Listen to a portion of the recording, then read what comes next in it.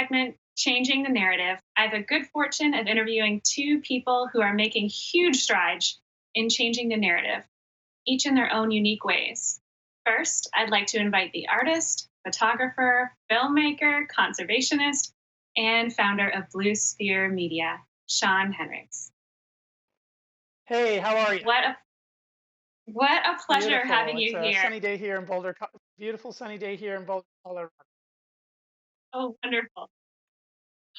So I just want to say to everyone watching in the audience, I hope you were able to catch a glimpse of the world premiere of Shawn's film during movie night called Mount Pawnee, Last Stand for New Caledonia's Sacred Quarry. Shawn, the cinematography was breathtaking. Congratulations. Thank you. So, Thank you. Shawn, you've been recognized as someone in your field who is really rewriting the narrative. As a conservation storyteller, can you give us some insight as to what rewriting the narrative means to you and examples of how you've done this? Sure thing. A lot of people think conservation is about fixing nature. And the truth is, nature never needs fixing. If we left it alone, if we cared for it the way we could, nature would be just fine on its own. It's really about changing how we as human beings relate with nature. It's cultural transformation or cultural reengineering. And one of the most age old methods of doing that is storytelling. It's connected lineage through tribes, it's connected communities. And in this day and age, it connects all of us to things that are happening. And perhaps more than ever, right this moment, we're feeling that connection as a result of what's happening on a global scale with the pandemic. But when you bring together like powerful imagery and captivating storytelling, you have a really powerful formula.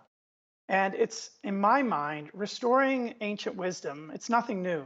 It's what our forefathers knew. It's what the tribes in the Amazon knew in West Papua. It's how to live in harmony.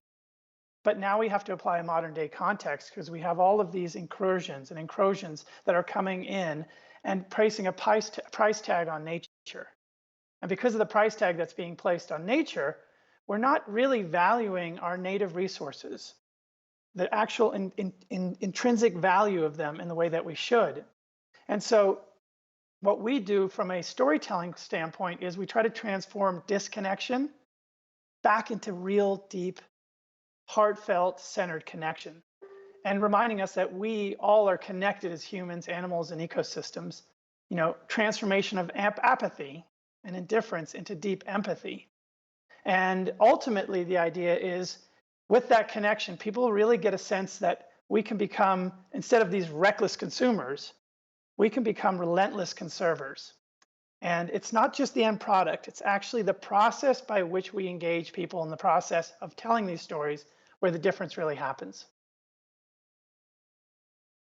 I love that perspective. Thank you for sharing that, Shawn. So, along those lines, what do you feel is the role of storytelling in the broader conservation narrative?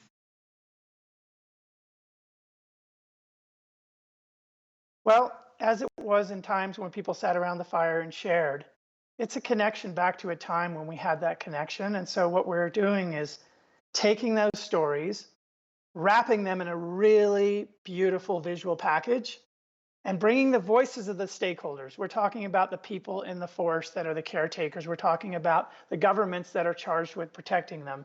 We're talking about community leaders. And in our case, we go to the extreme.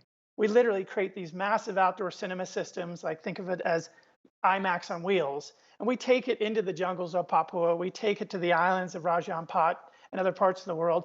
And we tell their stories in their language by their people about how they can live in beautiful harmony with nature. And instead of a sort of how do we get the most from it now, how do we preserve it for our children, grandchildren, and great grandchildren? Wonderful. Well, thank you, Shawn, so much for taking the time to share your story with us today. And thank you for sharing our film with the Earth Optimism Summit. I can't wait to see your projects that lie ahead. Thank you. Thank you. And just invite everyone to check out our new campaign, Extinction Ends Here. We're going straight to the source of dealing with this pandemic by dealing with the wildlife trafficking in markets. We're bringing millions of people to this cause, so please join us. It's time for all of us to become empowered and motivated to take control of this situation and never let it happen again. Thank you. Great. Thank you, Shawn. My second guest is an ocean advocate, television host, and science communicator, Danni Washington. Hi. Hi, How you doing, Danni. It's Amy? so great to have you here today. So, you have an Oh, incredibly it's long wonderful to be list here. of I feel truly honored to accomplishments. be here. You have an incredibly long list of accomplishments associated in both science and communications. And I really don't have time to list them all. There's so many. So, what inspired you to pursue a career as a TV host or a science communicator instead of a traditional academic career in marine science like you'd originally planned? And did the title of science communicator even exist before you made it popular and changed the narrative?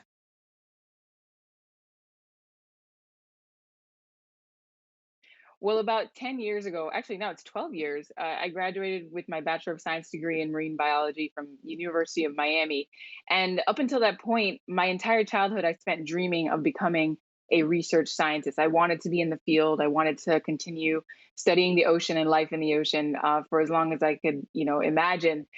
But then at the end of my undergraduate education, I realized there was a huge gap in people who were willing to communicate the science to those who were outside of the academic world.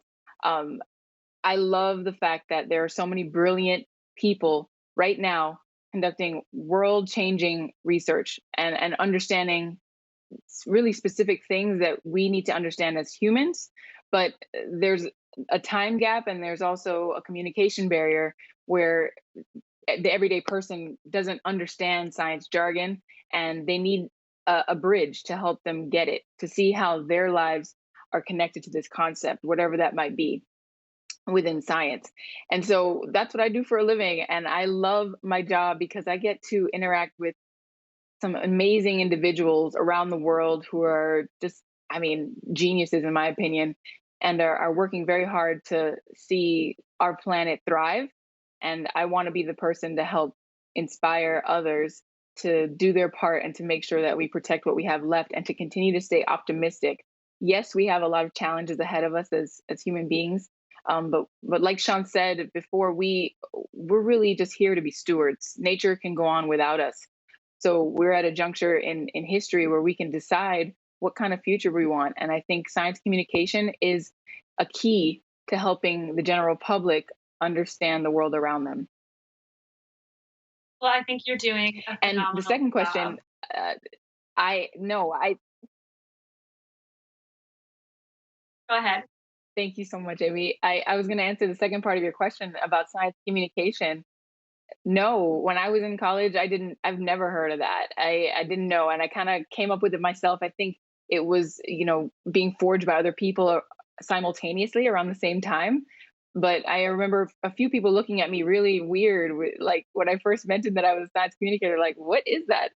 And I thought it was pretty self-explanatory. But now that I've grown in this career path, I understand now the value of this field, and I'm so excited to be at the forefront of it. There are so many other brilliant people doing the same thing, and having the courage to go in front of a camera, to go in front of large crowds, to make TV shows and podcasts that are all communicating science. And I think that is so exciting to me. It's a new generation of individuals who are ready to share their knowledge, and that is a beautiful thing. Exactly. So you've been such an advocate for diversity in STEM. What more can be done to interest young people of color into pursuing careers in STEM?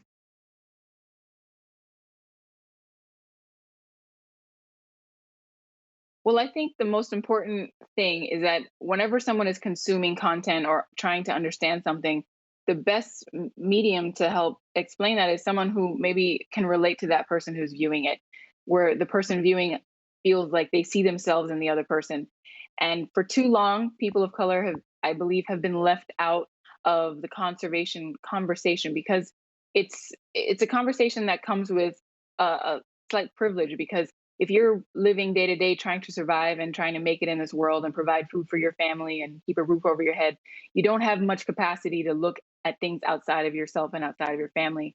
um, I think it's time, due time, for people of color, people from marginalized communities, indigenous voices. They all need to be lifted up because this is the world that we live in. We are a diverse planet. We are a diverse race of species. You know, we're just amazing, and I think all voices deserve to be within this sphere. And so that's my job, and that's why I'm always vocal about that. I want to see everybody from every background taking part in SciComm and conservation. That's so wonderful, Danny. Unfortunately, our time is up. I'd love to talk to you forever, but I have to say thank you so much for being such an incredible mentor to so many young people all over the world. We are incredibly fortunate to have leaders like you paving the way for our youth. So thanks for being here and thank you for everything you do.